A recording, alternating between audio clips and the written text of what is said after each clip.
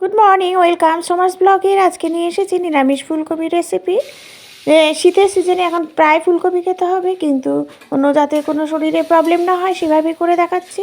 প্রথমে ফুলকপিগুলোকে কিন্তু আমি ভাপিয়ে নিয়েছি, তারপরে দিয়ে দিচ্ছি হচ্ছে গোটা জিরে, তেজপাতা, শুকনো লঙ্কা ফোড়ন দিয়ে দিচ্ছি হচ্ছে আলুগুলো যখন প্রায় ভাজা হয়ে যাবে, সেদ্ধ হয়ে যাবে ভাজতে ভাজতে, তখন ফুলকপিগুলো দিয়ে দিচ্ছি। এই ভাপানো ফুলকপি দেওয়ার পর একটু ভালো করে ভেজে নিয়েই গোটা জিরে এর গুঁড়ো এবং আদা থেতো করে এবং কাঁচা লঙ্কা দিয়ে ভালো করে মশলাটাকে স্লাইড জল দিয়ে একটু কষিয়ে নেবেন। নেওয়ার পরই আমি একটু গরম জল দিয়ে দিচ্ছি। দেওয়ার পর যখন দেখবেন যে ভালো মতো সব কিছু সেদ্ধ হয়ে গেছে, তখনই কিন্তু ভাববেন যে এটা রেডি হয়ে গেছে। একটু চিনি আর ঘি গরম মশলা দিলেই কিন্তু রেডি হয়ে যাবে। আর এরমভাবে ফুলকপি যদি আপনারা করে খান, তাহলে কিন্তু শরীরেরও কোনো প্রবলেম হবে না। আর আমি কিন্তু শুকনো লঙ্কার গুঁড়ো দিইনি, শুকনো লঙ্কার গুঁড়ো না খাওয়াই ভালো, কাঁচা লঙ্কা দিয়ে এটা ভালো লাগে খুবই।